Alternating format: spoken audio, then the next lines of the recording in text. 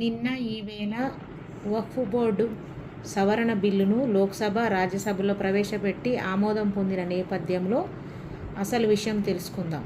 వక్ఫ్ అంటే అరాబిక్ భాషలో to hold, to detain లేదా టు ఎండోమెంట్ అంటే భగవంతుని చేతికి ఒప్పజెప్పడం అన్నమాట. అంటే భారతదేశంలో ఉన్నటువంటి మహమ్మదీయుల యొక్క రక్షణ, వాళ్ళ యొక్క సంక్షేమాన్ని దృష్టిలో పెట్టుకొని ఏర్పాటు చేసింది ఈ వక్ఫ్ బోర్డు.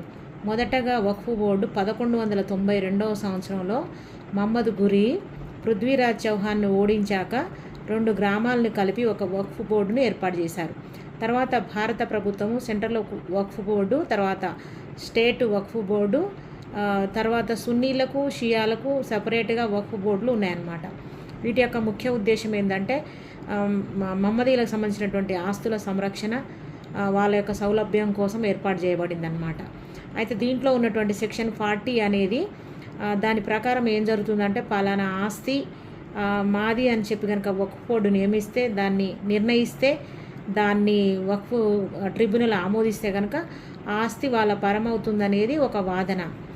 దాని ప్రకారం ఆ సెక్షన్ను తొలగించినట్లయితే మహమ్మదీయులకు, ఇటు ఇతర భారతదేశంలోని ఇతర మతస్థులకు కూడా న్యాయం జరుగుతుందనే ఉద్దేశంతో ఆ బిల్లును పార్లమెంటు ఉభయ సభల్లో ప్రవేశపెట్టామనేది భారత ప్రభుత్వం, ప్రస్తుతం ఉన్నటువంటి ప్రభుత్వం యొక్క వాదన.